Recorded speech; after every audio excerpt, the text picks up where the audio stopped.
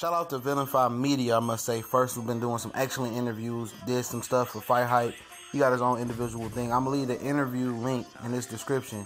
So y'all go check out his video, check out his page. You know, show him some love, subscribe. But this your boy, CJ Goodfella, and you about to enter the boxing clinic, okay? Robert Garcia was being asked by Vilify Media about was he aware that Terence Crawford and Adrien Broner was working out in Colorado Springs together. And what's funny about that is I always thought about that, man, because I know Adrien Broner had been training up there in the past, and I see Crawford on some of his top rank series that they do. They follow him, you know, training and stuff. Remember him, the lady that does the top rank commentary, she does the interview, and his wife were running the mountains in Colorado Springs in the winter while it was snowing, I would guess. It would have to be the winter in the mountains. He was killing it. And I always knew Broner went up there to train, and actually they ran into each other, had a basketball game, seen that Terence Crawford beat him at, you know, basketball on his team. Shakir Stevenson was up there as well, and lightweight Jamar Herring, who, you know, redeemed himself after getting knocked out by Dennis Shavakov on the Robert Easter Jr. card. And Mikey Garcia's brother and trainer, one of his trainers, because Big G is his, you know, is the top dude, but, you know, Robert Garcia is basically, you know, the man in control, and Big G actually, you know, helps out and oversees stuff as well. And then he said, was you know, the guy from Vilify Media asked him, was you aware that Terence Crawford and Adrien Broner was working together? And he kind of insinuated that, you know, the dude interviewing that they probably would have sparring together, and, you know, Terence Crawford's probably giving Adrien Broner some tips because Terence Crawford outboxed, you know, Mikey in amateur and in sparring sessions, which I don't read too much into sparring sessions, and I'm gonna get to what Robert Garcia said as well.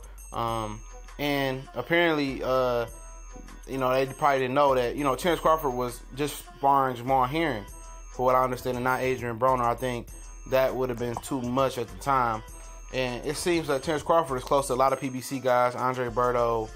He had a long conversation at the Andre Ward Kovalev rematch, and a lot of guys he close with over there. So that's you know, very appealing, you know, especially with Adrien and him. If Adrien get past Mikey Garcia, that's a huge fight. But Robert Garcia says, you know, the only thing that Terence Crawford can tell Adrien Broner, only advice he can get Adrien Broner is to run, because that's all he did to beat Mikey in the amateurs was run. And that shit is funny as hell because, you know, once you don't sit down and fight with some of these Mexican fighters, you consider running. They like Mexican style, you know, Triple G, big drama shows, Mexican style. They want you to stay stationary and give as good as you get. But why would you do that when you got the asset of moving around and being athletic and give them any type of opportunity to catch up with you? But it's always that stupid ass excuse, run. But even if Terence Crawford did give Adrien Broner the advice to run, Adrien Broner doesn't have nearly the footwork that Terence Crawford has. Adrien Broner doesn't have the footwork of Canelo Alvarez, and that's speaking volumes. His feet is totally garbage. He tried to move versus Madonna while he got his ass knocked down the first couple times. Then he figured he had to sit there and, you know, box it out with Madonna. His footwork isn't fluid enough. It isn't good enough. I think he legitimately has flat feet. You know, I'm not saying that he's flat-footed in the ring. He is that, but I think legitimately he has flat feet. He has no footwork at all. He couldn't even do some of those, you know, those little, you know, shoot drills they do in football. You know, I seen Canelo Alvarez doing a little, you know, shoot drills in preparation for Triple G in the training video he been doing. But Adrien ain't got that skill. Adrien can't create space, improvise, move around the ring. He can't mask his lack of footwork because he doesn't punch enough. He doesn't do anything enough to mask that. But Robert Garcia, you know, truly took a shot at Terence Crawford and said, you know, potentially down the line, you know, that's 2 or 3 years. That's a fight that they want. He said that's a fight that will happen.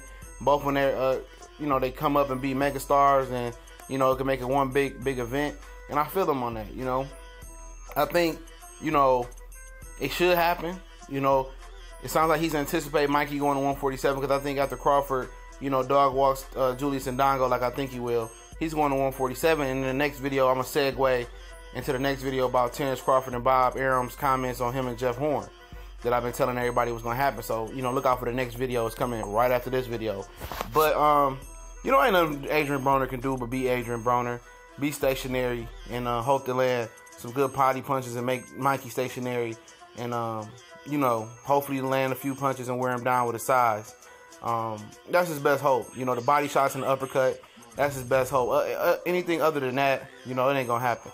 People say he got a good left hook. It's okay, but I'm not.